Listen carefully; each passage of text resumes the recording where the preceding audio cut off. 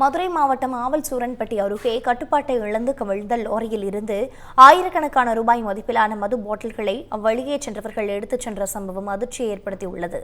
கூடுதல் தகவல்களோடு இணைப்பில் இருக்கிறார் எமது செய்தியாளர் ஜெயராம். தற்பொழுது அங்கு இருக்கக்கூடிய கள சூழல் என்னவாக இருக்கின்றது, பதிவு பண்ணுங்க.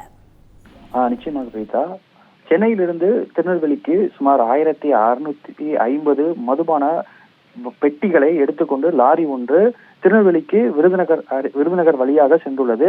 அந்த லாரியானது விருதுநகர் அருகே ஆவச்சூரன்பட்டி விளக்கில் வந்து கொண்டிருந்த பொழுது அந்த லாரியை வந்தவாசியை சார்ந்த வரதராஜன் என்பவர் ஓட்டி வந்துள்ளார். அந்த லாரியானது விருதுநகர் அருகே வந்து கொண்டிருந்த பொழுது இந்த சாலையை ஆட்டு மந்தைகள் கடக்க முயற்சி செய்ததாக கூறப்படுகிறது. லாரியானது ஆட்டு மந்தை மீது மோதி விபத்து ஏற்படுத்த விடாமல் இருப்பதற்காக ஓட்டுநர் லாரியை கட்டுப்படுத்த முயற்சி செய்துள்ளார். இதனால் லாரியானது ஓட்டுநர் கட்டுப்பாட்டை இழந்து சாலையோர பள்ளத்தில் கவிழ்ந்துள்ளது. இது பள்ளத்தில் கவிழ்ந்த நேரத்தில் இருந்த மது பாட்டில்கள் அனைத்தும் சாலையின் ஓரத்தில் சிதறியுள்ளனர். இதையடுத்து அருகில் இருந்த சில பொதுமக்கள் வந்து மது பாட்டில்களையும் எடுத்து சென்றுள்ளனர்.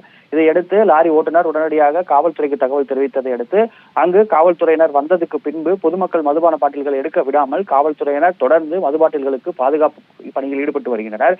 மேலும் அந்த இடத்திலிருந்து மதுபான பாட்டில்களை அகற்றும் பணியில் காவல்துறையினர் மற்றும் லாரியின் உரிமையாளர் உள்ளிட்டோர் ஈடுபட்டு வருகின்றனர். பிரீதா, விவரங்களுக்கு நன்றி ஜெயராம்.